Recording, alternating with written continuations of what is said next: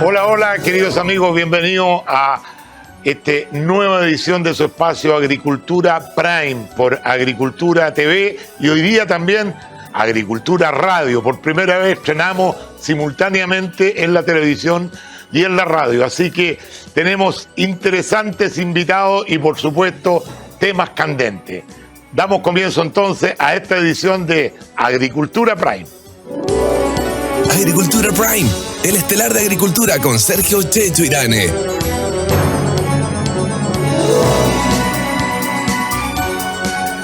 Muy bien, ya estamos de vuelta, queridos amigos, y vamos a presentar a quienes conforman el panel en el día de hoy.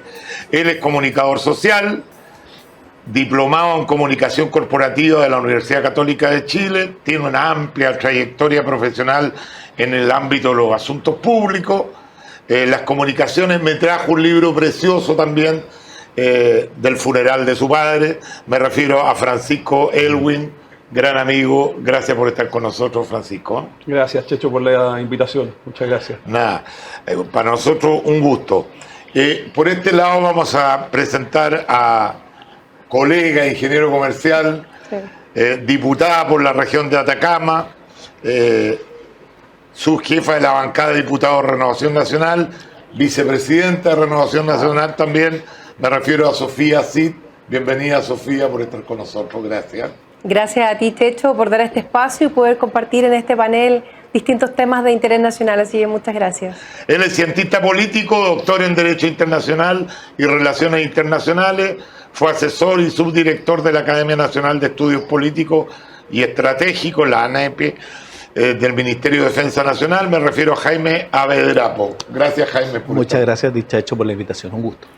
Bueno, y una de las personas más vilipendiadas en el último tiempo, pero que además yo quiero aplaudirlo públicamente, lo he hecho sin que esté el presente y hoy día lo reitero.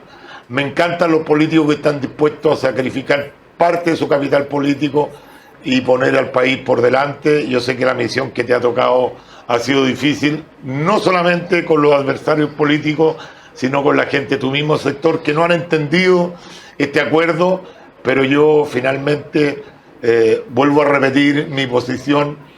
Yo voté rechazo de entrada y rechazo de salida, porque no creía que los problemas de Chile estaban radicados en la Constitución.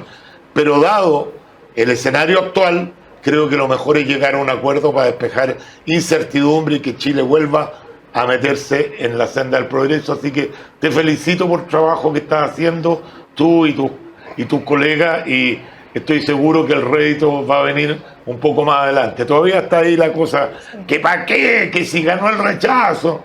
Yo no me imagino habernos quedado con el rechazo y habernos quedado ahí. Bueno, muchas gracias. La mejor presentación que me han hecho nunca. Esa sí que es presentación. Así que gracias, Checho, por la invitación y por el apoyo que me has dado siempre. Ha sido muy importante.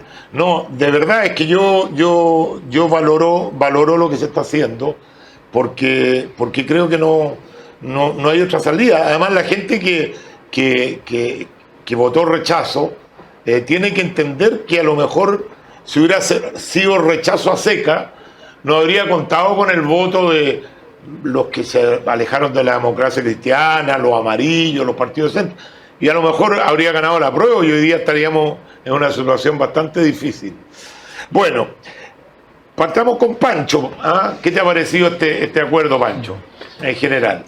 No, yo en general estoy muy contento de que se haya llegado a un acuerdo. Me parece que es necesario para el país que converjan las fuerzas políticas.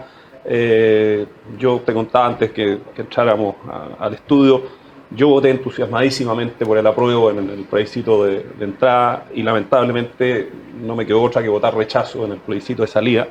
Creo que los convencionales, por diversas razones que, en fin, no hicieron bien la pega nomás. Y la verdad es que yo abrigo esperanzas de que esta nueva convención o una comisión, que no sé cómo se va a llamar, pueda llegar a un texto que una a los chilenos y que ojalá en el plebiscito de salida, que entiendo que va a ser el 26 de noviembre del próximo año, nos reíamos el otro día porque es el cumpleaños de mi papá, el próximo año habría cumplido 105 años. ojalá que, no sé, que gane la prueba por una paliza, digamos, ¿no? Así que, nada, pues felicitarte a ti y a todos los que formaron parte del acuerdo y hacer votos porque la cosa funcione. Muchas gracias. Diputada, ¿te deja tranquilo los bordes de este acuerdo? Porque también habían aprensiones al interior de Renovación Nacional, de las bases por lo menos están como preocupados de que no vaya esto ser un nuevo desastre como fue la oferta de constitución. Pero aquí viene con bordes, viene con jueces, viene con árbitros, viene con una serie de contenciones que podrían abrigar esperanza de que sea algo más racional. Sí, bueno, claramente hay gente que con el rechazo del 62% dice, ¿saben qué? No hagamos nada, pero yo creo que no es justo para Chile. Sí siento que en la primera oportunidad que tuvimos esta convención, lamentablemente no aprovechó la oportunidad, no fueron parte de la historia, que era lo que esperábamos todos. Y por supuesto, a mí me deja muy tranquila el tema de los bordes. Yo se lo he explicado a la gente de la región de Atacama cuando nos hemos reunido como partido, también lo he explicado en la familia, porque ahí el papá, los hermanos reclaman, oye, de nuevo, vamos a este proceso que nos hizo tanto daño. Pero yo creo que da tranquilidad el tema de los bordes, no es partir de una hoja en blanco como se hizo la vez pasada, da seguridad. También tenemos que tener claro que la mayor cantidad de gente en nuestro país quiere una nueva constitución y también cuando hicimos la campaña del rechazo era con un compromiso de que se iba a trabajar en una nueva constitución. Yo también quiero aprovechar la instancia, Checho, de felicitar y agradecer a quienes formaron parte de este proceso de estos 100 días, porque como tú bien decías, han sido muy criticados, las mismas bases, la gente en la calle los critica mucho, pero también se colocaron muchos esfuerzos, se trabajó muchísimo, el trabajar en los bordes, en llegar a un acuerdo con la gente de gobierno, con Apruebo Dignidad, de estos bordes, de estos árbitros, es súper importante para nosotros de tener la tranquilidad de que este va a ser un proceso que va a ser mucho mejor al anterior de todas maneras. Entonces también es importante. Y lo otro, bueno, ahora se viene el proceso que tenemos que vivir en la Cámara de Diputados y en el Senado. Yo espero que cada bancada apoye a sus dirigentes y podamos avanzar en este acuerdo también en el Congreso. Jaime, una de las críticas que yo creo que sí tiene un punto a este acuerdo es que dice, pucha, Chile hoy día tiene problemas súper urgentes que están desatendidos a lo mejor por el gobierno, porque el gobierno decidió, el mismo presidente, ser jefe de campaña de una opción en el anterior plebiscito. Y vamos a estar un año de nuevo todos hablando, de hecho partimos este programa hablando del acuerdo, el programa de radio hoy día, todo el día prácticamente hablando del acuerdo, y seguramente cuando venga la elección y también vamos a seguir hablando, se puede mascar chicle y caminar al mismo tiempo, porque la gente está reclamando con razón problemas que son, esto es un problema urgente, sin lugar a duda, porque hay que despejar incertidumbre, pero también están los problemas urgentes que tienen que ver con la delincuencia, con la economía del país, etcétera, etcétera. Mira, yo creo, desde la mirada institucional, me parece que es absolutamente necesario el acuerdo que se alcanzó. Felicito al Guille, a todos los que estuvieron en la voluntad y convicción de llegar al acuerdo. Porque institucionalmente, como sabemos que las demandas ciudadanas están en lo caro que está la vida, están las tasas de inflación, por supuesto que la seguridad pública como gran tema, hoy día estamos viendo el tema del cambio climático, nos está afectando pero muy severamente en temas de incendio y demás, de una mirada país, pero era muy necesario crear el clima político para atender de mejor manera esas nuevas urgencias. Y era fundamental despejar el tema de la credibilidad y legitimidad de las instituciones de la República. Yo creo que se dio un gran paso y ahora hay que ponerse, claro, efectivamente el gobierno cometió varios errores en el minuto en que se gestó y se implementó la idea de la discusión constitucional y el rol que jugó el gobierno en la fase número 1 cuando se tramitó la propuesta constitucional. Hoy día tenemos que ver cómo enmendamos algunos errores y cómo damos urgencia y prioridades a los temas de la ciudadanía. Pero creo que mejora sustantivamente el escenario sobre el cual poder avanzar en los acuerdos de carácter nacional, por ejemplo, en materia de seguridad pública y en tantos otros temas de pensiones, por cierto, Checho. Oye, vamos a sacar palillo y lana para preguntarle al Guille, porque nos Sí. cuente un poquito la interna. No debe haber sido- saquemos- el crochet. Oye, cuéntanos un poquito la interna, no debe haber sido fácil, ¿eh? Parece que en varias oportunidades estuvo a punto de caerse la cuerda, pero así un resumen general. No fue fácil.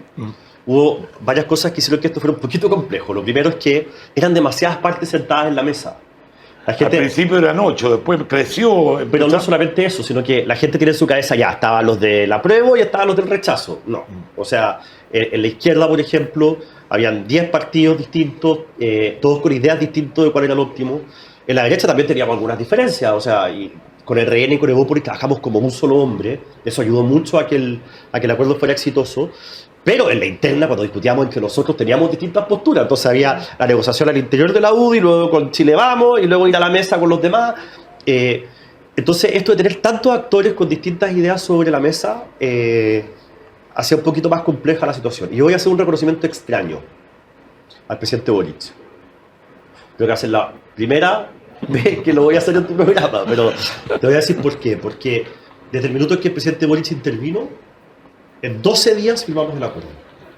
Y eso se produjo Ordenó a porque su coalición. ordenó a su coalición. Así, Y eso es meritorio, sí, porque nosotros nos sentábamos en la mesa y el socialismo democrático nos decía, mire, a nosotros nos interesa mucho que hayan personas nombradas por el Congreso. Y luego a Pro Dignidad nos decía, nosotros queremos que sea 100% electo. Y decía, bueno, pero ¿cómo llega un acuerdo en el que las posturas de izquierda son incompatibles entre sí? Imposible. Entonces en algún minuto, cuando Javier Macaya va a ver al presidente Boric, era para esto, era, presidente, a ver, usted está en condiciones, tiene la disposición de ordenar, y si usted está en disposición de ordenar en torno a qué, ¿dónde estamos parados? Transparentemos las posiciones. Y el presidente Boric empezó a intervenir a partir de ese momento, y la negociación cambió su velocidad, su ritmo. En 12 días, incluyendo un fin de semana y un fin de semana largo entre medio, logramos firmar el acuerdo. Y eso es valioso. Creo que uno podía notar en esa conversación con mucha nitidez quiénes eran las personas de izquierda que hacían esto con la convicción de que era bueno para Chile, que estaban dispuestos a renunciar a cosas porque entendían que un acuerdo era bueno para Chile. Fue muy bueno que Chile Vamos trabajara en conjunto, renunciando a legítimas diferencias o protagonismo. Creo que el proceso de conversación y de negociación fue muy duro, muy estresante, nos pegaba desde la derecha y desde la izquierda. Adentro a veces no se avanzaba nada, en reuniones de horas no se avanzaba nada, pero también hubo cosas positivas que rescatar como las que te estoy diciendo, y al final me quedo con eso y con un buen acuerdo. Oye, yo soy un crítico del presidente Boric en general, él mismo me lo dijo, tú me sacáis la cresta todos los días. pero bueno, hay que reconocerle, si efectivamente su participación en esta oportunidad logró un avance importante, hay que reconocerlo. Oye, yo creo que él ha tenido un cambio en estos meses de gobierno. Nosotros ha tenido varios cambios. Bueno, tú tenías un show al respecto, pero no. Sí. No, pero nosotros tuvimos una reunión en la previa de la inauguración del monumento al presidente Elwin. Fueron mis hermanos a decirle, porque, bueno, si bien es cierto, es una ley de la República, el monumento está en el patio ahí, pues, en la Plaza de la Ciudadanía, y entonces y a invitarlo a que él inaugurara. Y él ahí nos dijo que él había sido muy crítico del presidente Elwin, qué sé yo, pero que ahora valoraba su figura, etcétera. Y yo creo que él ha tenido un movimiento hacia el centro, que de hecho lo plasmó en el discurso del día de la inauguración del monumento, sí, cuando claro. dijo que él creía que se había equivocado en este ningunear los 30 años y la transición, qué sé yo. Yo creo que él se está moviendo hacia el centro, dejó de ser el guaripola del apruebo, por así decirlo, y se está moviendo hacia el centro porque, bueno, es lo que le corresponde en su condición de jefe de Estado. Y yo creo que en la medida que lo siga haciendo así, yo creo que le va a ir bien. Y va a ir subiendo. Lo que a mí me cuesta entender es que si uno lee los 12 puntos del borde, no tiene nada que ver con la antigua propuesta, con la propuesta rechazada. La propuesta rechazada, digámoslo, de la izquierda más dura, que es la izquierda que está gobernando. O sea, Bueno, pero ese fue justamente el punto de hacer estos 12 puntos. Sí, por de eso salvaguardar de las tonteras que se trataron de hacer en la primera pasada. está bien, pero ¿dónde queda?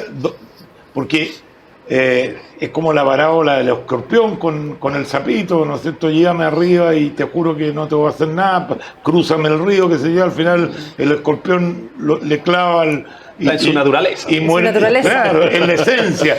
Entonces, tú, claro, podés firmar un acuerdo, pero si tu esencia es radicalmente distinto a lo que está en esos 12 puntos, ¿cómo lográis una constitución?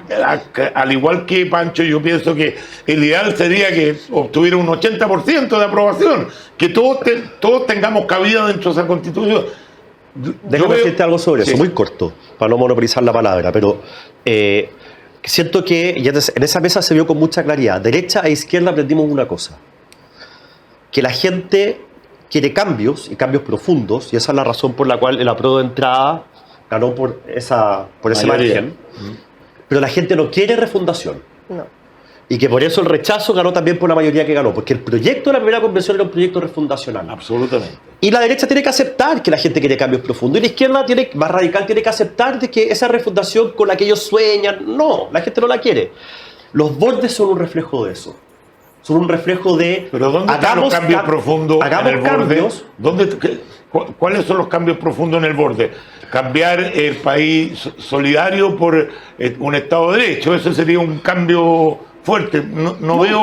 Tú la nueva constitución... ¿Cuáles son los cambios profundos que la gente quiere? Porque tú dices, la gente quiere cambios profundos, pero no quiere cambios refundacionales. ¿Cuáles son los cambios profundos que tú ves que están dentro de esos bordes? No, tú en la Constitución hoy día podrías cambiar completamente las atribuciones del presidente de la República mientras mantengas en la iniciativa del gasto. Puedes cambiar completamente el tema del Poder Judicial, pero respetando su autonomía, porque Claro. eso quedó en los bordes. Puedes cambiar el Banco Central de nuevo, pero respetando su autonomía. Nosotros pusimos solamente las cosas que considerábamos que eran esenciales a las instituciones, pero todo lo demás queda a discusión de la Convención. Y a la propuesta de los expertos. Y a la propuesta de los expertos. Entonces, al final, los bordes consisten en decir, mire, usted haga lo que quiera, pero acá hay una base sobre la que está asentada la institucionalidad chilena que vamos a respetar, para que esto sea una modificación y no una refundación. Y yo siento que en la mesa, a la izquierda le costó al principio aceptar esto, pero finalmente se dieron cuenta de que ese era el camino. Probablemente una de las cosas que más le costó a la izquierda aceptar en esos bordes fue el tema de que aparece que Chile es una sola nación, única e indivisible. Yo creo que sea Y había algunos de izquierda en la mesa que decían, pero yo igual me gustaría insistir sobre la Lo que era el plurinacionalidad. Chile. Claro, sobre la plurinacionalidad y qué sé yo, y nosotros no. O sea, eso es demasiado Pero mira, refutacional al final. Pero Pancho, final- te quiero hacer una pregunta a ti, Pancho. Tú partiste diciendo yo voté con mucho entusiasmo apruebo y finalmente voté rechazo. ¿A qué respondía ese entusiasmo? Yo te quiero preguntar a ti como una persona de centro izquierda, bastante moderada, qué sé yo. ¿Qué es lo que tiene esta constitución, la que lleva la firma de Elwin? No estoy hablando de la del 80, estoy hablando de la que... De Lago. De Lago, perdón. Que tiene 160 modificaciones del original. ¿Qué es lo que te hace votar con tanto entusiasmo para cambiar esta? ¿Qué te cambiaría en el fondo? A ver, yo no ¿Cuál soy- es lo que todavía tiene esta constitución que a ti te da ese entusiasmo para votar a prueba? A ver, yo no soy abogado y no soy ni mucho menos constitucionalista, y creo que hay muchos problemas del país que no se arreglan con una nueva constitución, digamos, pero sin duda la constitución del 80, con todas las modificaciones que se le han hecho, etcétera, es una constitución antigua. Estamos en el 2022, o sea, estamos a punto del 2023. Tú eres por un tema de modernización, Y básicamente. porque además este país vivió el estallido social que nos dio un tema importante. Yo creo que tenemos que modernizarnos, que tenemos que mirar hacia el futuro con un nuevo acuerdo social o un nuevo acuerdo marco.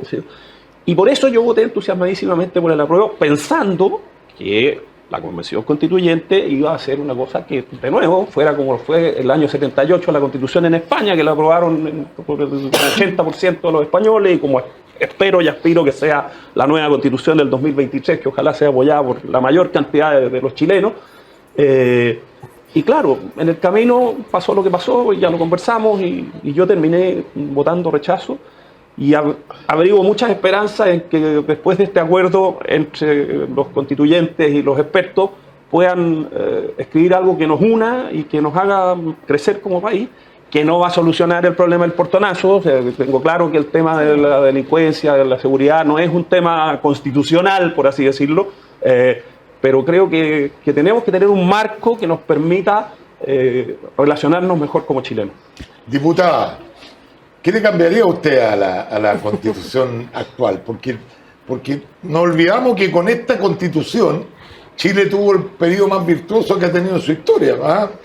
Todos hablan de cambio, nueva Constitución, pero parece que no era tan mala. O sea, reconozcamos que tiene un problema de origen, ¿no es cierto?, que fue escrita en un gobierno militar, de una dictadura, todo eso ya está bien, pero no era tan mala, po. Bueno, yo creo que después del estallido social, la gente se le dijo que la Constitución le iba a cambiar la vida y no era así. Esta es como la carta magna que nos dice a nosotros los parlamentarios cómo podemos hacer las leyes, pero en definitiva lo que realmente ayuda a las personas y lo que nosotros podemos hacer desde el Congreso a través de las leyes. Y yo creo que en ese proceso de constituyente, del año completo, donde también vimos el actuar de los convencionales, la gente se vio dando cuenta que seguimos viviendo en paralelo ese proceso y que no le solucionaba los problemas. Hoy día, claramente, el tema de seguridad ciudadana es súper importante. Yo soy de una región del norte, nosotros tenemos un problema grave de seguridad con la migración ilegal y vemos que este gobierno está más preocupado de una nueva constitución o, como lo vimos en principio, al presidente Boric como jefe de campaña del apruebo, cuando la ciudadanía lo que pide es seguridad ciudadana, vivir en paz.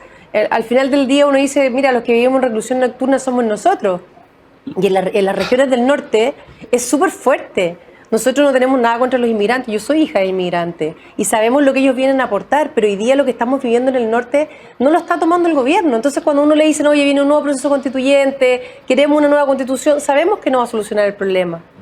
Entonces, ¿qué tanto cambio tenemos que hacerle a la Constitución? Bueno, tendrán que ser expertos, abogados constitucionalistas, abogados que sepan del tema, pero nosotros desde el Congreso queremos trabajar fuertemente en solucionar los problemas de la gente. Oye, que hoy día son seguridad. Yo le haría un cambio a la Constitución. ¿Cuál, Yo, en Chile, después de impuestos, el índice Gini no se mueve nada.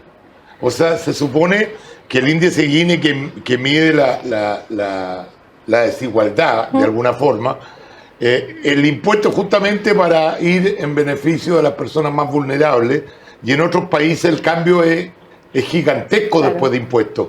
Acá no se mueve prácticamente nada la aguja. ¿Qué quiere decir eso?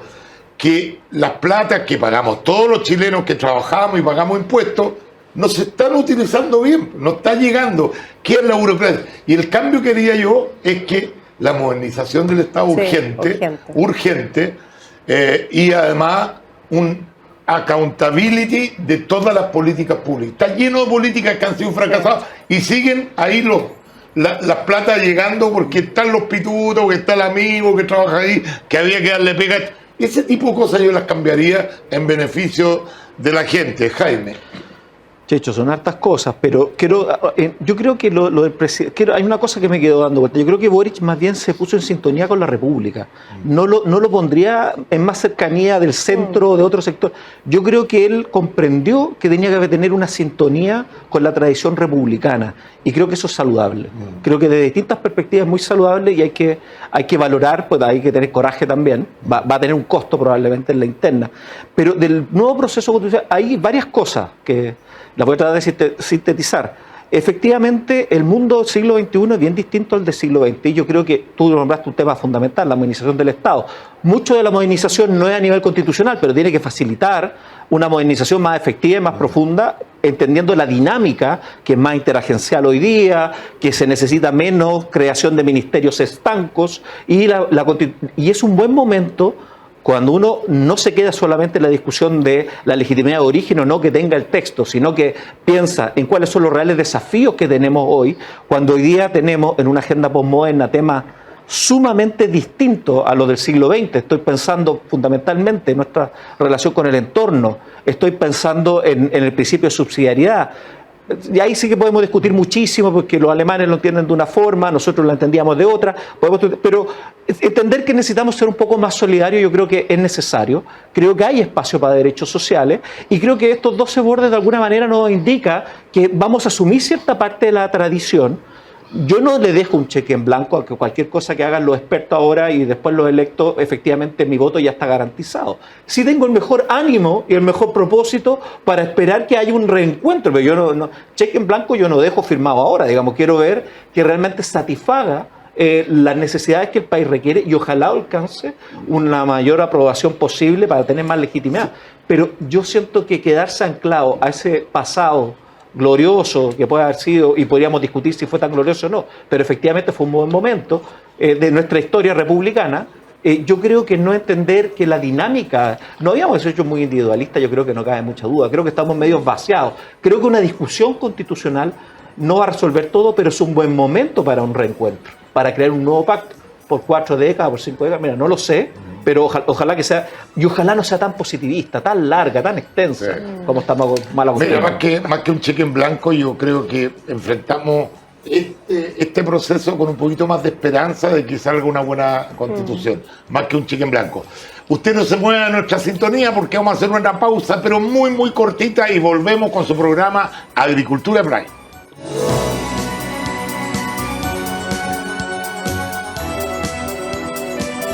Muy bien, sin lugar a duda este tema constitucional nos va a tener copada la agenda durante mucho tiempo, pero eso no significa que no toquemos otros temas.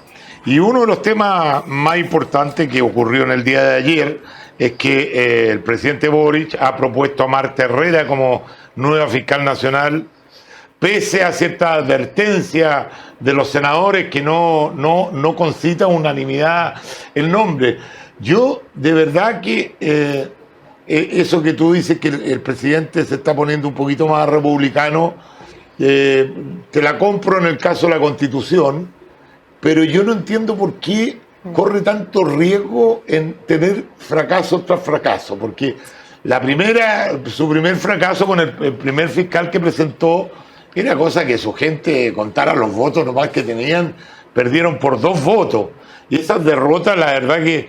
Y hoy día también hay un riesgo de una derrota, porque aparentemente, no sé cómo lo ven ustedes en la Cámara, pero sí, aparentemente no concita consenso el nombre de... ¿Sabes lo que llama la atención? Perdona que te interrumpa, el problema que tiene es que tiene que ordenar a su coalición, porque, es que es el tema. Que la derecha vote en contra, eventualmente podría ser...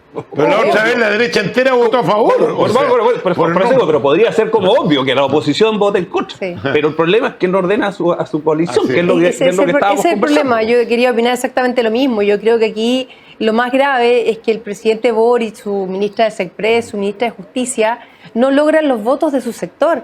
Vimos la vez pasada quienes votaron en contra, muchos no votaron y al final perdieron la votación de la propuesta del presidente Boric a fiscal nacional por los propios. Entonces llama la atención este nuevo nombre donde vemos diferencias claras en su sector político también.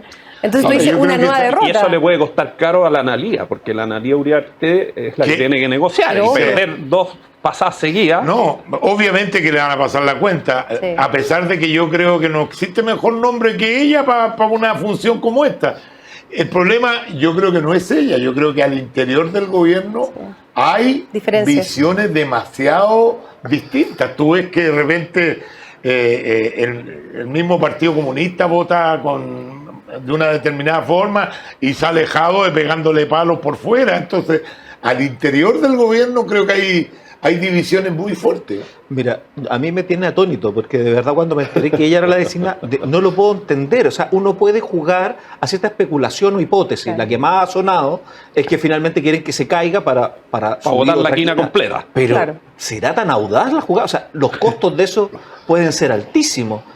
Luego, perdón, pero es que expliquémosle a la gente que nos está escuchando porque no entienden mucho. Dicen que la jugada es que Boric la puso para que se caiga, para que corra la quina y pueda finalmente elegir la que le gusta a él, que es la Suprema la que tiene que proponer una quina y el Parlamento aprobarla. Claro. Entonces, lo que dice, esta es la jugada, yo lo escuché, sí, tampoco tengo inside information, por si acaso, digamos, pero claro, que dice que se caiga toda esta quina, entonces la Suprema tiene que proponer una nueva quina en la que sí esté gente que le guste al gobierno. Y otro punto que podría ser más preocupante todavía es que con los los temas que hay de desafío en materia de Ministerio Público, de Fiscalía, la Fiscalía propiamente tal, todo lo que nos está pasando con el crimen organizado, etcétera, el único criterio ya ha sido género. Yo creo que ahí sí que efectivamente se cruza con una ideología, si tú quieres, que ha penetrado muchísimo en la toma de decisiones y que hoy día es un espacio común, el tema de género, o sea, tendría que ser una mujer, no hay otra alternativa. ¿Será tan irracional la decisión para una institución que necesita más unidad, más coherencia, credibilidad? Y para el más principal que problema del país, porque Además, la gente lo define por como cierto. su principal prioridad, la seguridad. Está difícil entender o decodificar. Yo por lo menos, igual que tú, Pancho, no tengo información clasificada, no sé realmente, son solo especulaciones, pero cuesta entender que el gobierno haya presentado a una persona que es altamente probable que no sea aceptada. Entonces, ¿cuál es el juego que está detrás de esto? ¿Cuál es el juego, Guillermo? Tú que eres tan Yo- amigo del presidente. Claro, la información ahora- clasificada, claro. Yo, igual que Jaime, estoy bien extrañado. Sí. Fíjate que este es el nombramiento más importante que hace el Senado. Sí. Lejos. O Sí. sea, uno puede decir, no, pero espérate, el Banco Central, claro, pero si te equivocáis en un consejero, todavía tenéis otros 4. O el Tribunal Constitucional. Pero acá Claro. es un cargo de una persona que es un cargo importantísimo, clave, que es del Ministerio Público. Oye, hasta Ya. los funcionarios Está sacaron reclamando. una Eso te iba a decir, declaración. eso te iba a decir. Y el gobierno nombra a una persona que es la más cercana, la más confidente del actual fiscal que está muy mal evaluado. Además. Yo en temas de Ministerio Público no es mi tema, pero yo converso con gente que sabe, de derecha y de izquierda, y dicen no, el actual fiscal no lo hizo bien. Y esta persona es la candidata de continuidad. Y ocurrió que aparece su nombre y los funcionarios sacan una carta durísima contra ella. Durísima, sí. Diciendo, oye, esta persona no puede ser fiscal nacional porque tiene la mala práctica número 1, 2, 3. Entonces ya el gobierno parte con todos los funcionarios de la fiscalía en contra del nombramiento. Y a esto súmale que ayer la senadora Rincón, por ejemplo, estoy dando solamente un ejemplo, dice, yo estuve dispuesta a votar una vez por el candidato del gobierno sin que nadie me llamara, nadie me preguntara, pero 2 veces no. Así que yo voy a votar en contra de la candidata del gobierno. Y mi voto no va a cambiar, así que ni se molesten en llamarme. Que no me llame la Analía Uriarte. Entonces empiezan Claro. los senadores, antes de que esto se empiece a conocer en el Senado, ya empiezan a decir, a mí no me llamen, conmigo no cuenten, yo voy a votar en contra. Entonces, el gobierno exponerse a una segunda derrota. ¿Solo votan los senadores? ¿Los Solo los diputados senadores. no votan? Los Entonces, diputados no no. tienen nada que decir ahí. Entonces, exponerse el gobierno a una segunda derrota, a mí me parece francamente Insólito. impresionante. A Aquí no me- ser, como dice Jaime, o como especulamos aquí, porque son puras especulaciones, nadie tiene información fidedigna, que efectivamente sea una estrategia de ser que- derrotado pero- para... pero- es que riesgosa la jugada. es que Súper cuando riesgosa, queda- muy cuando quedas en riesgosa. situación de debilidad, como que es lo que significaría una segunda derrota, finalmente vas a terminar nombrando al fiscal que más quiere la oposición probablemente, no que el que quieres tú, porque vas a quedar en una situación de debilidad. Entonces, yo no lo entiendo. Ayer alguien me decía, no, lo que pasa es que el gobierno está la candidata que más le gusta y están dispuestos a morir con las botas puestas. No, a mí eso me parece bien, pero eso tú lo haces la primera vez que nominas al candidato, pues, no la segunda. Entonces, Sí. Es raro yo creo Además, que si todo no me esto equivoco, es un festival de errores del gobierno. Si no me equivoco, es primera vez que el Senado rechaza una propuesta de un ejecutivo Sí. en términos de fiscal. Entonces, Desde ya pensé que- que a la segunda desde vez, Desde que se creó el sistema. desde que se creó el Sí. sistema. Sí. Entonces, además uno dice, oye, la ministra Uriarte, la ministra de Justicia, ¿cómo no logran conversar con sus senadores? ¿Cómo no logran conversar con la oposición y buscar un nombre de consenso para que el presidente no se vuelva a exponer? Porque además, hay que decirlo, por mucho que sea una estrategia de que avance la lista y que esté la persona que ellos quieren, yo creo que es una derrota enorme para el gobierno. Y en Oye, este caso arrastra a la ministra Analía Uriarte. Totalmente. Uno por las películas aprende, ¿ah? En Estados Unidos al fiscal lo elige el pueblo. Hay elecciones. Wow. Es como un presidente. Bueno, Jaime sabe mucho más de este tipo de cosas que yo. ¿O no? Pero- ¿O idea no, mía pero- o lo elige Pero el el pueblo? General Attorney, que ya siendo como el fiscal nacional, es el ministro de Justicia. ministro Y de eso Justicia, eso lo nombra el presidente. No, pero Lo que pasa es que las funciones son distintas. Dicen, el Las fiscal funciones está son en distintas. campaña, por eso quiere ganar el caso cuando uno ve las películas. Sí. Me imagino que que serán otros fiscales, pero Pero es que el sistema es muy distinto, Es distinto. es difícil hacer una no. comparación. La No es legitimidad, de hecho, la composición de los jurados, todo es un sistema Sí. con una tradición distinta, es consuetudinario, ¿no? La verdad es que no cabe la analogía al modelo. bueno, hay que recordarle a la estadounidense. gente que antiguamente nuestro sistema era que el juez era el acusador y era el juez era realmente de loco el Sí. sistema. Por lo menos ahora hay un acusador que es el fiscal, un defensor, que el abogado defensor y el juez que finalmente Dicta sentencia. dicta sentencia. Pero bueno, vamos a ver qué pasa en los Tienen que próximos- votar el lunes, ¿o no? ¿Ah? ¿El lunes es el plazo de la votación? Los plazos son más cortos Son más que en el cortos, segundo se achican de nombramiento, 10 a pero- 5. sí. Creo que el lunes tienen que Por votarlo. cierto, en lo mismo es tan importante la figura que finalmente se nombre, porque vamos a comenzar a vivir los 20 años de la reforma procesal Ah, claro. penal. En Santiago creo que cae el 2025, y yo creo que ya hay un ánimo de una suerte evaluación de lo que ha sido eso, con algunos que quieren hacer reformas más, otros reformas menos, pero tiene que tener el Ministerio Público una persona que por lo menos pueda entrar en ese debate con cierta orden de legitimidad. Va a haber un debate. No sé cuál será la respuesta final, pero efectivamente hay muchos actores políticos, gente que está en el ámbito académico también, que están señalando con cierta firmeza que ya llegó el minuto de reevaluar ese proceso para hacerle alguna reforma. Oye, bueno, los dejamos a los auditores y telespectadores, ya que estamos en conjunto con la radio, debatiendo sobre este tema del nombramiento fiscal. Yo quiero llegarlo a un tema que no es pauta, no lo tengo en la pauta, y me gustaría conversarlo con ustedes, que tiene que ver con que el gobierno ya está haciendo las gestiones para la conmemoración de los 50 años del golpe de Estado. Yo sé que este país lo que más necesita es unidad. Estamos totalmente polarizados, estas elecciones, el mismo estallido social nos miraba como enemigos uno a otro. Es bueno conmemorar una fecha como esa cuando hay todavía que ambiciones distintas. Algunos que piensan que en la conmemoración no se le pone el contexto de lo que se vivía en esa época. Hay otros. Me gustaría conocer su opinión, porque yo creo que gastar plata en algo que va a volver a desunir a Chile es como cuando la herida se está haciendo una costra y viene alguien y te saca la costra y vuelve a quedar la herida en carne viva. Me gustaría conocer la opinión de ustedes si hay que ponerle mucha ficha a esta conmemoración o no. No lo tenía en pauta, pero he visto que están haciendo muchas gestiones y va a haber un gasto importante en esta conmemoración. ¿Quieres partir tú, Jaime? Sí, yo creo que es un granito. Yo creo que es un poco imposible que no haya organizaciones ni sensibilidades de distintos índoles que le den un significado muy especial a estos 50 años. Yo creo que eso es algo que va a venir la forma es cómo el país enfrenta ese proceso, cómo la comunicación política, cómo la campaña del gobierno, cómo los distintos actores políticos se suman. Yo creo que en el contexto de lo que está haciendo un acuerdo en materia constitucional ayuda en el sentido de tener si tú quieres, una sociedad un poco más encontrada, una sociedad que enfrente mejor ese hito, porque efectivamente, también no quiero ser excesivamente optimista, de hecho vengo de una escuela más realista, yo creo que van a haber fracturas nuevamente, creo que el movimiento estudiantil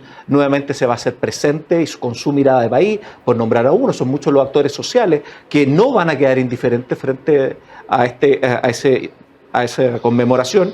Pero yo creo que las casas de estudio, el gobierno, la comunicación, los acuerdos en el Congreso, yo creo que pueden ir generando un mejor ánimo y tratar de, a pesar de las vicisitudes que se puedan tener, de cierto conflicto, cierto malestar o exigencias políticas que no vuelvan a surgir, yo creo que precisamente tomarlo como una oportunidad para avanzar en entendimiento en otras materias. Yo creo que mirarlo siempre como solamente un desafío insuperable no es la mejor estrategia, pero creo que desde ahora mismo debemos, todos los que tienen alguna sensibilidad política, un interés en el servicio público, comenzar a ir hacia la política de un poco del encuentro. Ya tanta división. Sí, pero es que la política del encuentro yo creo que se logra cuando tú cuentas la historia entera. Cuando tú cuentas la historia que vino un golpe de Estado, ese día los militares amanecieron con ganas de matar compatriotas. No es así la historia. Hay que contar que el gobierno del presidente Allende había sido declarado inconstitucional por parte del Parlamento, o sea, había internación de armas, había estado 21 días Fidel Castro en Chile promocionando la revolución al más estilo marxista. Entonces, es que claro, yo estoy de acuerdo que hay un museo de la memoria, y creo que le hace bien al país. Sin embargo, creo que si tú sacas y muestras algo fuera de contexto, no estás contando la historia entera. Entonces los que de alguna forma apoyaron el golpe militar, que fue mucha gente en Chile, mucha, yo tengo la edad, o sea, a mí no me lo cuentan. Yo te diría un 70% de los chilenos lo único que quería un cambio de gobierno y no había una salida política. Que después no estuvieron de acuerdo con la dictadura, es otra cosa, pero... Entonces uno quisiera que de verdad la historia la contaran entera, porque eso aminora las pasiones. Tú dices, sí, esto pasó porque había pasado esto otro. Es que ponernos de acuerdo durante la historia yo creo que no nos va a volver a generar grietas. No significa que hay temas que no se puedan abordar, por cierto, porque creo que ninguna democracia sana tiene temas tabú. Pero me parece que cuando uno quiere prepararse para una instancia de estas características, lo que tiene que ver es qué es lo que más nos une, no lo que más nos divide. Simplemente, muy simple te cuento, nosotros tenemos un proyecto de generación de diálogo con los peruanos, que llevamos 12 años trabajando, ¿cómo más nos podemos integrar?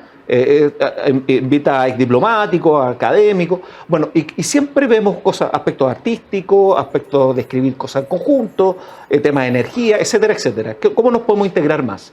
Sin embargo, cada vez que entramos a la historia, nos comenzamos con nuestras visiones, estamos hablando de varios siglos atrás, y comenzamos a tener visiones que parecieran de alguna manera irreconciliables. Yo creo, para hacer la analogía, me parece, por cierto, aquí somos todos chilenos, y la cosa es diferente, pero es un poco distinto, pero tiene algunos aspectos que yo creo que son saludables tener en consideración. Yo creo que la historia es importante, nadie te pide que cambies tu opinión, ni la experiencia que has tenido, pero yo creo que ir hacia la defensa y tener finalmente una historia media oficial, en el fondo, y que todos estemos de acuerdo, yo creo que eso no es real. Yo creo que más nos divide. ¿Qué opinión tienes tú? Yo creo primero que es imposible no celebrar, digamos, no conmemorarlo. O sea, yo creo que no existe esa posibilidad, no existía esa posibilidad. No, pero parece que quieren hacer algo realmente en grande, a eso es lo que me refiero yo. Bueno, si que se va a conmemorar, se va a conmemorar. Como... O sea, yo creo que todos, no sé, nosotros en la Fundación Elwin algo vamos a hacer, ¿no? Vamos a publicar cosas que escribió mi padre en ese tiempo, ¿te fijas? Pero yo creo que todas las instituciones, las universidades van a hacer ciclos, charlas, conversaciones.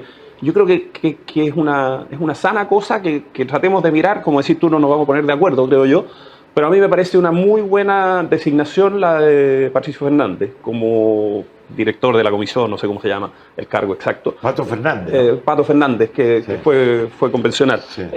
Patricio un tipo de izquierda, pero un tipo centrado, un tipo que yo no creo que vaya a querer hacer una cosa que sea un panegírico del gobierno de Allende, ni mucho menos, ¿no?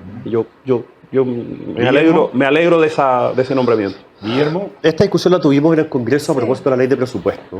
En la Cámara de Diputados rechazamos el presupuesto para todas estas actividades de conmemoración del 11 de septiembre y en el Senado se repuso, lamentablemente. La ministra nos contaba lo que pensaban hacer con esa plata y pensaban tener diálogos ciudadanos sobre el tema de los 50 años con los alumnos en los colegios. Ella pensaba que con eso nos estaba convenciendo. Yo decía, pero ministra, mucho peor. O sea, usted va a ir a politizar a los alumnos de 14 años. Porque esto era para la educación media, digamos. Entonces, la verdad es que yo tengo la impresión de que detrás de esto hay algunos, no estoy diciendo que todos, que van a tener la intención como de terminar de ponerle como una especie como de sello de historia oficial. Esto es lo que pasó. Y a mí yo no creo en las historias oficiales. Creo que también en un momento delicado para el presidente Boric, él lo sabe, el próximo año va a ser muy difícil en materia económica. Quizás esto lo ayude a estar en un tema mayoritario dentro de Chile y le puede servir un poco para su popularidad. O sea, yo veo que esto va más por allá. Eso me molesta. Yo preferiría algo mucho más sobrio. Hay una teoría más amplio. Hay una teoría de que el proceso constitucional a la extrema izquierda no le conviene hoy día que hay un ambiente más moderado, sino que necesitan un ambiente más refundacional para poder hacer una constitución como a ellos les gustaría. Esto va a ser en septiembre, la votación va a ser En diciembre. En diciembre. No, yo creo. No generará esto. Es una duda que tengo legítima. En la mesa de negociación, ellos en algún minuto plantearon que la elección de los convencionales, o ahora se llaman consejeros, debía hacerse en septiembre. Y mi reacción fue, perdón que lo diga en televisión, yo soy hueón hasta las 12 del día. Sí, claro. O sea, por ningún motivo. No. Y finalmente, No hay que mezclar las cosas. No hay que mezclar las cosas. No, para y finalmente nada. la elección va a ser el 16 de abril. Pero efectivamente habían algunos que querían condicionar o generar un ambiente que condicionara el proceso constituyente.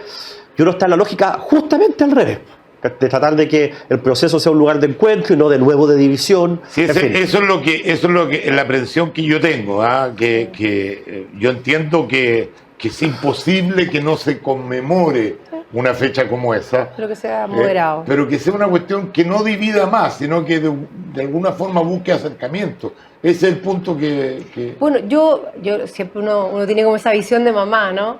Yo tengo un hijo de 19 y una hija de 17. Entonces yo creo que ellos también vayan evolucionando en el tema, no creo que todos los años vuelvan a esto. Yo entiendo que los 50 años se van a conmemorar, hay distintas visiones, pero que sea algo moderado, que no sea el tema del país. Yo creo que hoy día tenemos que ir cerrando heridas, esto es no abrirlas, que no sangren nuevamente. Yo creo que hay gente que la pasó muy mal, hay gente que tiene otra visión, yo las respeto totalmente, yo era muy chica, era guagua en esa época, no lo viví. Pero no quiero que mis hijos a futuro sigan teniendo este 11 de septiembre todos los años y que volvamos a lo mismo. Que forme parte de la historia, pero que también esa historia sea contada por todos. Oye, tú hiciste una analogía con el tema de Perú.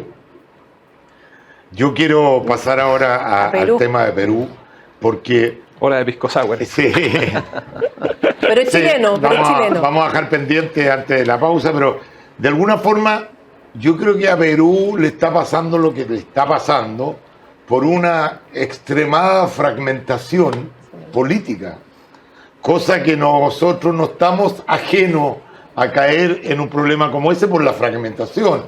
Desde que se cambió el binominal a la fecha, para el binominal, no sé, habían una cantidad de partidos políticos, hoy día tenemos esa misma cantidad multiplicado por no sé cuánto, no tengo las cifras exactas. Poner de acuerdo en un país a tantos movimientos, partidos políticos, es re difícil y complica bastante la gobernabilidad. Entonces, a través del caso de Perú, que creo que hay que mencionarlo, porque ya hoy día veíamos contigo estábamos viendo, o alguien un video ahí, antes de empezar el programa, donde balazos de ametralladora, o sea, ya han muerto 8 personas, está la crema en Perú. Pero lo vamos a conversar a la vuelta de esta pausa.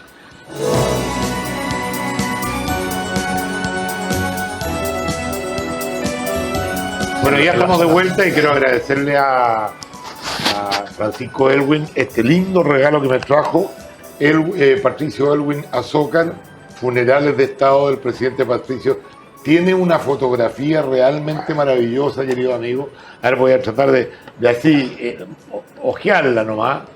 Una fotografía de todo el funeral de su padre, que de alguna forma impresionó a todos los que alegaban, no son 30 pesos, son 30 años.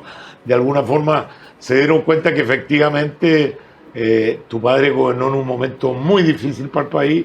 Era la transición de un gobierno dictatorial a un proceso democrático, y la figura de tu padre creció cualquier cantidad, y este es un testimonio histórico, así que muchas gracias vamos a verlo con mucha tranquilidad, el libro que me trajo de regalo. Habíamos dejado planteada la situación de Perú, y yo quiero hacer una pregunta. ¿Podríamos llegar a lo que le pasó a Perú en Chile? Ellos tuvieron 6 presidentes en 6 años, de los cuales 6 están presos y 1 muerto porque se suicidó. Cuando lo iban a tomar preso. ¿Ah? Cuando lo iban a tomar preso. Cuando lo iban a tomar preso se suicidó. O sea, realmente una crisis de proporciones. ¿Ah? Entonces la pregunta es, ¿podríamos caer en algo parecido? Absolutamente, pues, sí. La clase política o las instituciones se comportan de acuerdo a su diseño. En Perú tienen un diseño de una sola Cámara de Diputados, no hay Senado, que se elige de tal forma, es lo mismo que pasa en Chile, que se elige de tal forma que lo único que garantiza es que el gobierno no va a tener mayoría en la Cámara. Es el denominador común de lo que ha ocurrido en Perú en los últimos años. Desde este cambio institucional se generó esta especie como de crisis institucional. Entonces hay un conflicto entre el Congreso, que es de mayoría opositora, con una sola Cámara, y el presidente. Y el Congreso lo que hace en esas circunstancias es estar permanentemente amenazando al presidente hasta que lo destituyen. Pero la y gente lo logran no perseguir. entiende tanto de política. ¿Cómo así que una Cámara, cómo así normativamente que una Cámara no puede hacer del mismo signo el presidente? Teniendo un gobierno presidencialista, como el caso de Chile o de Perú, Claro. con un sistema de votación proporcional para elegir a los congresistas, que es el caso de Chile y de Perú. Fíjate que Pero ojo, Guille, que aquí en Chile, desde el gobierno de mi viejo, desde el retorno a la democracia, los gobiernos no han tenido mayoría. En la época de mi viejo, bueno, después vienen los senadores designados, Claro. etcétera, etcétera. Pero, o sea, el presidente Piñera gobernó con el presidente- minoría en las dos cámaras. Pero el presidente Piñera tenía 58 de 120 en su primer gobierno y tenía 50 y la oposición tenía 57. Habían 3 que eran independientes. Entonces tenía una pequeña ventaja sobre la oposición de un diputado y habían 3 que hacían la diferencia. Pero con el cambio del binominal a un sistema proporcional, imitando a Perú, digamos, empezó a quedar la escoba en Chile. Po. Piensa que nosotros nunca hayamos tenido una acusación constitucional contra un presidente desde el retorno a la democracia. Y 2 veces. ¿Cree? ¿Qué? No, desde el retorno a la democracia, una acusación Sí. constitucional contra un presidente de la República No. no hayamos tenido. Y la primera que tuvimos, ¿cuándo la tuvimos? Con este cambio de la forma de elegir a los parlamentarios, en el que el presidente Piñera tuvo que gobernar en el gobierno anterior con una minoría en el Congreso y terminaron acusándolo. Yo en ese minuto lo decía, estamos empezando a acercarnos a lo que es Perú. Hoy día no se va a aprobar esta acusación constitucional, pero es cosa de tiempo que esta cuestión se haga costumbre. Así como ya se hizo costumbre que las acusaciones constitucionales contra ministros son como cosas de todos los días y se aprueban, cuando pasaron muchos años, pasaron 20 años de democracia en que no habían acusaciones constitucionales contra ministros o no se aprobaban. La primera recién fue Yarna Proboste en el primer gobierno de Bachelet. Entonces, el diseño institucional es demasiado importante para mantener la estabilidad. Chile, con los cambios que se han hecho en la Constitución, ha ido deteriorando su diseño institucional, no lo ha ido fortaleciendo, y ahí yo también veo una oportunidad para que esta nueva Constitución lo que haga sea hacer un diseño institucional un poquito más sensato, Que evite porque lo la que tenemos, fragmentación. que evite esa fragmentación, Sofía, o que de frentón, perdona, ahí cierro, o que de frentón el Congreso elija al presidente para obligarlo a ser mayoría y de esa manera dar estabilidad. Pero el sistema que tenemos hoy día es la combinación más tóxica, y sobre esto hay 1 millón de papeles y de informes y de estudios que han hecho las mejores universidades del mundo. La pregunta, Sofía, es, ¿hay conciencia en los parlamentarios de que efectivamente se cometió un error al cambiar de un sistema que tenía sus problemas, como era el sistema binominal, a un sistema como este? ¿Hay conciencia de que debería haber un nuevo cambio porque esto no está funcionando? Está permitiendo Claro. el surgimiento de cada día más partidos, hasta un buen negocio formar un partido, porque hoy día hay financiamiento Del Estado. estatal. Entonces los incentivos están mal puestos, porque uno debería tener incentivos para que haya mejor gobernabilidad y no peor gobernabilidad. Yo creo que no existe esa conciencia, por lo menos en la Cámara de Diputados. Además, hoy día tenemos una Cámara de Diputados donde separaron las reelecciones y todos los colegas que teníamos que llevaban más de 20 años, 30 años ya no están. Los más antiguos están en el tercer periodo, que son muy pocos. Habemos algunos que estamos en el segundo periodo, como Guillermo, en el caso mío, y alrededor de 90, un poco más, son todos nuevos. Entonces hoy día la Cámara de Diputados es un escenario bien especial y yo creo que no hay conciencia de eso, para nada, al contrario. ¿Y cómo se puede crear conciencia de eso? Porque está claro que el sistema político no está funcionando como corresponde, no está dando el ancho. Bueno, ese es el principal desafío de la nueva convención. Yo creo que hacerse en el cargo del fondo, sistema político. hacerse cargo de eso y buscar grandes acuerdos y realmente pensar en el país. Yo, un poco lo que señalé hace un rato, tengo la impresión de que nuestro modelo institucional no responde a un ciudadano empoderado, no responde a la realidad que ha hecho en las redes sociales.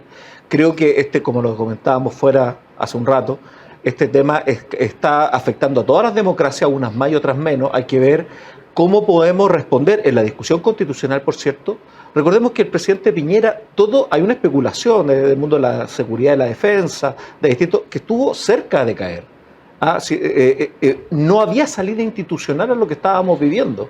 En el 2019 me estoy situando. Entonces, efectivamente, hay una discusión de carácter cultural, que es muy fundamental, cómo se colocan instituciones para poder atender a este empoderamiento, este ciudadano que ha transformado derechos, su interés en derechos. Bueno, hay una serie de aspectos con mucha capacidad de difundir su idea y ser muy portador de ella, se aglutina por intereses puntuales. Bueno, podríamos... Pero ¿cómo hacemos una institucionalidad que atienda a eso? Una democracia un poco más directa en algún sentido, sobre todo a nivel local. Bueno, hay que comenzar a pensar en eso, cómo damos gobernabilidad. Y efectivamente, hace una década, me atrevería a pensar, en América Latina en general, y en Chile no fue una excepción, comenzó a valorarse mucho la representatividad de todas las sensibilidades, lo diverso, lo distinto, lo identitario. Entonces, todo el mundo tenía que tener algún nivel de expresión, de representación, y sobre todo también, por supuesto, en el Congreso, en el poder de la República. Y en ese sentido, claro, se hace la gobernabilidad mucho más compleja. El presidente Lagos el otro día lo decía, que Chile cuando funcionó, de alguna manera, no lo estoy diciendo literal, tenía 7 o 8 partidos. Hoy día no era, hay una veintena de partidos y es muy fácil conformar hoy día. Esa discusión la tenemos, el sistema electoral, el sistema partido, es un tema que tenemos que discutir efectivamente si queremos comenzar a buscar visos de legitimidad para tener una institucionalidad que permita dar cierta gobernabilidad. Yo escuché durante mucho tiempo la crítica al sistema binominal, que era lo peor y qué sé yo. ¿Por qué era tan malo el sistema binominal a los que no entienden? A ver, tenía un tema de origen que era, bueno, que eran los 2 tercios con 1 tercio. Sí, o sea, por eso se quedó Lagos fuera. En la primera elección, Lagos perdió con Jaime Guzmán. O sea, sacó muchos más votos, pero el sistema hizo que Jaime Guzmán fuera senador y Lagos se quedó sin. Pero sin eso senaduría. lo puede arreglar con un sistema binominal donde el que saque más votos gane. De nuevo, no soy experto, pero... No, yo tampoco, pero se podría... Ese tipo de cosas se podrían haber arreglado, pero pasar de un sistema binominal a un sistema totalmente proporcional como este, yo creo que le hizo un daño a la política. Hoy día la política no está dando el ancho. Y de hecho hay desafección con la política. O sea, la gente con el voto obligatorio ahora votó, pero con el voto voluntario, que la idea era que el voto voluntario iba a traer más gente a votar, porque era una lata el cacho de tener que ir a inscribirse, etcétera. ¿Te acordás que eran unos días y etcétera? Había una cosa burocrática ahí. Y entonces dijeron ya, vamos con el voto voluntario, y entonces va a subir, el padrón bajó. Ahora yo creo que, bueno, ustedes van a volver al voto obligatorio, me imagino. Yo creo que eso igual nos puede ayudar un poco, que la gente vote. O sea, yo personalmente... ¿Seguro que es obligatorio? Sí, para el proceso constituyente sí, ¿no? En este pacto es obligatorio. El voto es obligatorio tanto para elegir a los consejeros como para el plebiscito de salida. Pero pensando en el voto obligatorio, lo que está planteando Pancho es en el fondo en general. Volver al voto obligatorio. Volver al voto obligatorio. O sea, yo lo que digo, siempre le digo a mis hijos, si una persona no es capaz de levantarse una vez cada 4 años a hacer una rayita, sorry, pero no. Bueno, y la pregunta es si vamos a establecer sanciones reales. Que sean. O no, porque si no establece sanciones reales, ya a la 6ª o 5ª elección ya la gente cachó y es como si fuera voluntario. Sí, porque en la última votación fue obligatorio y todavía no apareció en ninguna noticia. Pero Checho, pero fue mucha gente a dar la constancia a la comisaría, a decir que estoy a 200 kilómetros, no sé qué. Si todavía queda gente responsable en nuestro país, obviamente que tienen que haber, pero ¿cuántos no fueron a hacer la denuncia y no fueron a votar y no le ha llegado ni siquiera? No le salió ni por jurado. Entonces es peligroso. Es peligroso en general que no se cumplan las leyes. Bueno, esa ley de voto obligatorio, la ley de voto, no estoy hablando del proceso constituyente, estoy hablando de la ley de voto obligatorio, acaba de salir del Senado ayer y va a llegar a la Cámara de Diputados la próxima semana y ahí vamos a poder mirar, porque yo no lo he mirado con la Sofía ahí, si es que viene con sanción o no, tenemos que... Pero tiene que ser algo real. Tiene que ser una sanción que te duela. Sí. Alguna cosa peculiar, aunque sea poco, pero que la gente prefiere ir a votar a tener que pagar una multa. Claro. Sí, es que yo creo que ahí entramos en otro tema. Un tema de que efectivamente estamos haciendo una constitución nueva y ni siquiera respetamos la vieja. ¿Y quiénes no respetan la vieja Constitución? Parte por los mismos parlamentarios. ¿Cuántas? Sí, pues. ¿Cuántas leyes? El mismo retiro de fondos de pensiones, digamos, que yo sé que es impopular, que yo lo anuncié y lo dije, esto le va a hacer mucho daño a Chile. Hoy día estamos pagando las consecuencias con la hiperinflación. No es hiper todavía, pero la gran inflación que tenemos. Es cierto que hay un componente internacional, pero la mayor parte es porque nosotros estamos con un nivel de liquidez en Chile todavía que hace que la demanda esté por sobre la oferta de bienes y servicios y los precios estén subiendo como están subiendo. Anda a comprarte un auto ahora. Sí, pues. Checho, yo creo que es lo mismo, ya que partimos todo esto de la conversación de lo que Perú, nos faltó la otra gran, nos fuimos por el lado institucional y la fragmentación del partido, la representatividad. Pero hay otro tema que también explica bastante lo que está pasando en América Latina, particularmente en Perú, y en Chile también de alguna manera. Me refiero que desde el 2016, si no recuerdo mal, se abrió el caso Odebrecht en Perú. Esa constructora que tenía coimeado todo el sistema político. Yo creo que incluso no se a Lula, que salió elegido presidente. No se ha podido cicatrizar la herida que generó en el pueblo con su élite política, sistema partido, lo que significó ese descubrimiento, de que ahí cayó todo. Ahí cayó todo. Alan García, cuando se suicidó, que gobernó entre el 2006 y 2011, se suicida porque no quiere comparecer ante la justicia. Bueno, han caído prácticamente todos. O sea, una normalidad de funcionamiento que muchos señalan que era para financiar las campañas. Y las investigaciones en Perú han demostrado que es algo más que eso. También hubo un enriquecimiento ilícito. Pero que te generó una herida fundamental en un pacto social que no se resuelve solo con una nueva constitución y nuevas instituciones.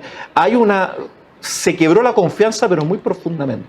Y los medios siguen, y no estoy echando la culpa a los medios, por cierto, cada vez que investigan algo, se descubre más relación de vínculo entre los financiamientos ilegales de la política o platas irregulares. Entonces, yo creo que ese es otro tema. Y aquí en Chile, yo recuerdo hace un lustro, un poco más de 5 años, era casi todos los días escuchando Alto Mando Carabineros, Fuerzas Armadas. Entonces, uno no puede decir, ¿están todos corruptos? No, por supuesto que no. Pero creo que eso también nos está afectando, el financiamiento de la política todavía, y sobre todo la solución a través de clases de ética. Yo creo que el ciudadano promedio generó un distanciamiento con el tema de la política que la asocia a eso, que está difícil volver a tener autoridades con testimonio, con coherencia, que vuelvan a ganarse de alguna manera, si es que todavía hay espacio para el sistema representativo. Yo estoy de acuerdo contigo. O sea, cuando tú ves que le pide respeto a las instituciones, por ejemplo a Carabineros, porque si no empoderamos a Carabineros, que son los que tienen... y el propio presidente de la República canta que quiere mear en un casco militar y quemar la bandera de Renovación Nacional. ¿Qué le podéis pedir tú a un cabro si el presidente de la República está ahí? Ya cambiamos, ahora son nuestros queridos carabineros. Nuestros queridos, claro. O sea, pasamos de... Yo los defendí en el peor momento, a Guillermo le consta porque es panelista en mi programa de radio. Yo los defendí en el peor momento porque dije, estamos todos locos, estamos desempoderando a los únicos que nos pueden proteger de la delincuencia. Hoy día y que son ejemplares. Perdón, yo soy director de la Fundación Niño y Patria de Carabineros, así que hago el disclosure al tiro, pero Carabineros en Chile son ejemplares. Que haya habido un grupo de corruptos que ojalá que los sequen en la cárcel, claro, porque desprestigiaron una institución. Pero Carabineros es una institución, Y con respecto a lo que decías tú, recordemos que la misma clase política paró las investigaciones. Acuérdate que yo por eso que no defiendo al grupo Penta, sino que digo, pucha, pagaron el costo total de una práctica que venía siendo, cuando salió el caso Soquimich, empezaron a darse cuenta que la cosa también, del otro lado había financiamiento, pararon la investigación y todos quedamos, bueno, ¿y por qué la paran? Pues si, ojalá que las manzanas podridas las saquemos todas del cajón y limpiemos esta cuestión. Aquí, el Orpi, fíjate que el único político que está preso, Penta fue la única empresa que finalmente pagó el pato, cuando sabíamos que había mucho más. Yo no estoy diciendo que no tengan que pagar el pato, está bien que lo paguen, pero que lo paguen todo. Bueno, si ve, hay más analogía entre el proceso peruano y el chileno que podríamos seguir mirando. Por supuesto que no explica todo, Perú es una complejidad en sí mismo, tiene gente en la sierra que tiene percepciones distintas, siempre estaban gobernando los de Lima. Tiene aspectos que de Chile no son tan igualables o homologables, pero hay aspectos muy sustantivos como los que estamos señalando que es desconfianza.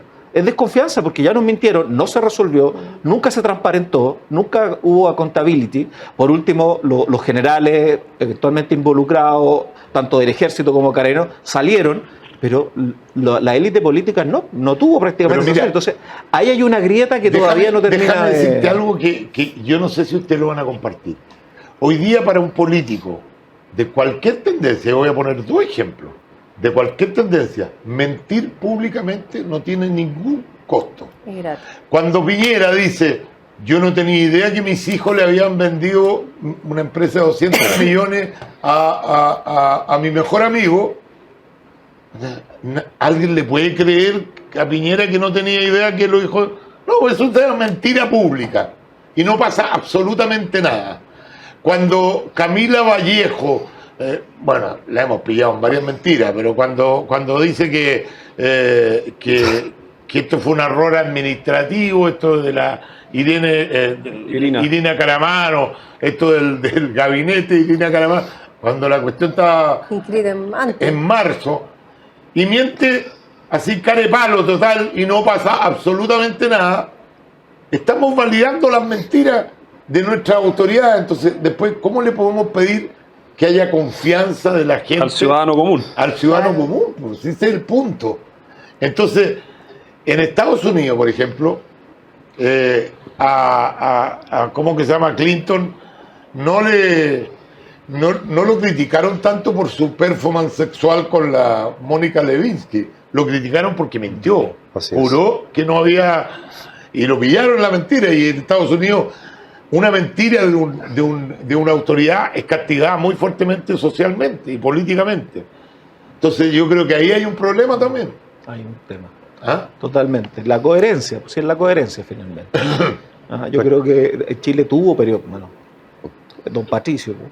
O sea, no sé si el último de los que queda, porque no quiero denostar a nadie, no es el propósito, pero yo creo que como gran estadista y como coherencia de vida sí había.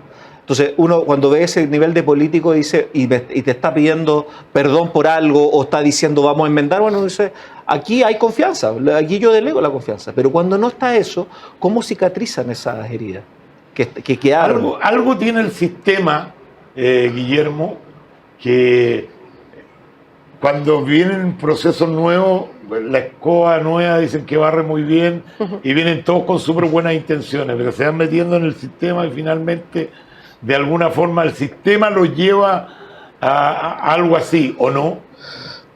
Puede ser, yo creo que las crisis, este tipo de crisis son siempre de origen moral. También claro. hay una caída en el nivel de la ética nacional, no solamente pública. Si uno lo ve desde la gente que va del metro, yo cuando era chico, el de atrás entraba por atrás en la micro y pasaba las monedas y después corría el boleto para atrás. Hoy día, ¿quién va a pagar atrás? Esa cuestión no existe. O sea, hay un problema ético hoy día en el país que al final daña a las instituciones, porque ¿sabes qué, Checho? No es un problema solo chileno. No, yo estoy de acuerdo con eso. ¿Por qué ese fenómeno mundial? ¿Será porque la Iglesia Católica, que es la principal iglesia del mundo en términos de... ha sido tan golpeada y ahí... No, esto se producía antes, pero yo creo que claramente sí Igual tiene que ver con la afecta. secularización. Pero más allá de eso, piensa tú que las instituciones solamente se sostienen si la gente confía en ellas. Obvio. O sea, si yo no confío en el Banco Central, por decir algo, cualquier anuncio que haga el Banco Central, o sube una tasa, baja una tasa, saque un IPOM, no va a tener el efecto que el Banco Central espera que tenga, porque no confío en el Banco Central. Si no confío en la justicia, voy a hacer justicia por mis propias manos. Si no confío en un político, no voy a ir a votar. Entonces, las instituciones, cuando no hay confianza, se derrumban. Y por eso es tan importante que nosotros volvamos a reforzar a las instituciones y que los políticos tengamos claro de que con esas mentiras, como dices tú, no desprestigiamos solamente a nosotros, sino que a toda la actividad política, y eso hace que la actividad política pierda la importancia que tiene. Y en un momento en que se descubrió corrupción en los carabineros, se descubrió corrupción en los militares, se descubrieron corrupción en los empresarios, los políticos con el tema del financiamiento ilegal, los curas con el tema de los abusos sexuales. Entonces, al final, esto que decía el presidente Lago y que todos digamos con tanto orgullo, en Chile las instituciones funcionan, hoy día es una frase que sonaría ridícula. Claro. Y ese es el drama de lo que estamos viviendo hoy día. Y eso es lo que hoy día hay que reivindicar. Se nos acabó el tiempo, le vamos a dar un minuto a cada uno, como siempre, para que se despidan. Pero antes, ¿cómo no vamos a hablar del Mundial de Fútbol? Este domingo, la final entre Argentina y Francia, y me gustaría conocer la opinión muy cortita de nuestros panelistas del día de hoy. Pato, usted es un hombre de fútbol. Bueno, lo estoy pasando mal con la U, pero a ver si el domingo nos va bien con Argentina. Yo siempre voy por los sudamericanos. Creo que Francia tiene un equipazo, así que creo que va a ser una final muy peleada. Argentina, Messi está haciendo un mundial extraordinario. Espectacular, sí. Así que va a ser un partido muy entretenido. Yo voy por Argentina, pero tengo la impresión de que Francia puede ganar. ¿Te gusta el fútbol a ti? Sí, igual hay algo le hacemos al fútbol. La verdad que yo esperaba que Croacia llegara a la final, sí, ahí con mi madre, hija de croata, así que esperábamos que llegara, pero bueno, se va a jugar el tercer o cuarto lugar. Versalovic, claro. Pero ahora yo creo que Argentina es muy bueno para nosotros como Sudamérica tener ahí un campeón. Yo estoy en la final con Argentina, por la cercanía, por la amistad, por el contexto cultural y todo. Mi corazón se quedó un poco con Marruecos, debo decir que yo ahí Marruecos, además Marruecos cada vez que ganaba sacaba la bandera palestina, entonces había ahí un vínculo con Marruecos, y además esto siempre de que, comillas, ganan los poderosos, entonces esto que Marruecos se había metido ahí era... Pero bueno, ahora que estamos mirando la realidad, pero la final es Croacia-Argentina.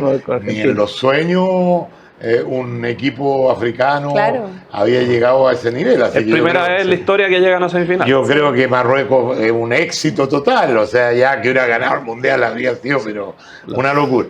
Usted que es bien futbolero, pues mi amigo, lamentablemente es colocolino, pero... Nadie es perfecto. Nadie es perfecto. Mira, este es el primer Mundial en que mis hijos pescan. Y tienen el álbum y han visto los partidos y qué sé yo. Y no hay nada más entretenido que ver un partido con alguien que está hinchando por el otro equipo. Entonces, como mis hijos están desde la fecha 1 hinchando por Argentina, yo me siento con ellos y siempre estoy en contra de Argentina. Digo, vamos Arabia Saudita, vamos Holanda. Entonces, eso hace que ver el partido con mis niños sea mucho más entretenido. Así que en esta final yo voy a hinchar al lado de ellos por Francia. Bueno, nosotros tenemos la costumbre de darle un minuto a cada uno de nuestros invitados para que hablen de lo que quieran. Así que vamos a partir con Jaime a esa cámara. El minuto. Muchas gracias por estar con nosotros. Termino valorando el acuerdo constitucional a todos los que se la jugaron por él. Escribí muchas columnas ácidas porque pasaban 100 días y no llegaba al acuerdo, pero visto en perspectiva creo que ha sido la antesala para poder empezar a ver un camino de luz al final de una crisis institucional muy severa por la cual la atravesamos. Así que quiero terminar valorando eso. Sofía. Sí, bueno, sumarme a eso, yo creo que hoy día es importante que la ciudadanía se empape de lo que pasó con este acuerdo, agradecer a quienes formaron parte y seguir trabajando en esa misma línea. Yo también aprovechar de agradecer la invitación a este programa y siempre como provinciana, digo yo, mandar un saludo muy grande a toda la gente de la región de Atacama, que yo sé que están súper atentos escuchándonos hoy día, así que un fuerte abrazo para mi región. Muy bien. Pancho. No, muchas gracias, Checho, por la invitación. Un placer volver a la Radio Agricultura. Yo estuve aquí unos 3 años haciendo trío con la Carla Zunino y Claudio Fariña. Sí. Me encantó encontrarme con la gente y felicitar el acuerdo y hacer votos porque este fin de año sea un buen fin de año para los chilenos, que la gente pase una feliz Navidad y que tengamos un 2023 bueno, a pesar de que los pronósticos no son tan buenos, especialmente en la materia económica, pero yo creo que este acuerdo es una buena partida para el próximo año. La víctima del acuerdo. La víctima. No, oye, primero decirte que estoy muy contento por este panel. Sí, porque estás con Pancho Elwin, que además trabaja en la fundación de su papá, o la diriges, no sé, que es un hombre al que yo admiro mucho, de verdad te lo digo. y haberme encontrado con un amigo de hace muchos años, Jaime Bedrapo, y con la Sofía, con quien hacemos muchas maldades en el Congreso, porque trabajamos mucho juntos. Para mí este panel fue entretenidísimo. Así que te agradezco que me hayas invitado. Gracias, muchas gracias. Como lo habéis pasado mal en el acuerdo. Te agradezco mucho el panel y simplemente decir que estoy muy contento con el acuerdo al que se llegó. Pero este es el inicio de una nueva etapa, y para que esta nueva etapa sea exitosa, todos tenemos que aportar lo nuestro. Y eso incluye al Partido Republicano. Sí. Hay que pensar 2 veces qué efectos puede tener para Chile el pararte en la orilla como un espectador a tirar piedras. Yo creo que si participamos todos y con convicción hacemos nuestra parte para llegar a buenos acuerdos, poniendo nuestras ideas, sin reservas mentales, poniendo nuestras ideas sobre la mesa y tratando de llegar a acuerdos, el proceso va a ser exitoso y va a ser bueno para Chile. Y ese es el llamado que me gustaría hacer ahora. Bueno, yo junto con agradecer a todos los panelistas del día de hoy, que hemos hecho un buen programa a mi juicio, decirle a la gente que yo no he cambiado mis convicciones, que yo sigo pensando lo mismo que he pensado siempre. Si hay alguien que no cambia sus convicciones, he sido yo. Pero hay una cosa que se llama realismo político. Ya estamos en esto. Es imposible para los que votaron rechazo creer que la cosa va a quedar ahí. Tenemos que hacer una nueva constitución y yo creo que este es un mejor momento para hacer una nueva constitución moderada que nos incluya a todos, y como decía Pancho Orbi, ojalá que tenga un 80% de votación. Yo no he cambiado mis convicciones, no soy adversario de la gente de derecha, que me han pegado muchos palos a mí también por defender este acuerdo. Creo que desde el fondo del corazón es lo mejor para Chile en estos momentos, y también creo que el gobierno tiene que evocarse a los grandes problemas que está sufriendo la población. Vamos a tener un año 2023 bien difícil, así que ojalá que nuestras autoridades se preocupen de los problemas de la gente. Muchas gracias nuevamente a todos ustedes. Gracias. Y con ustedes, si Dios quiere, nos vemos el próximo jueves.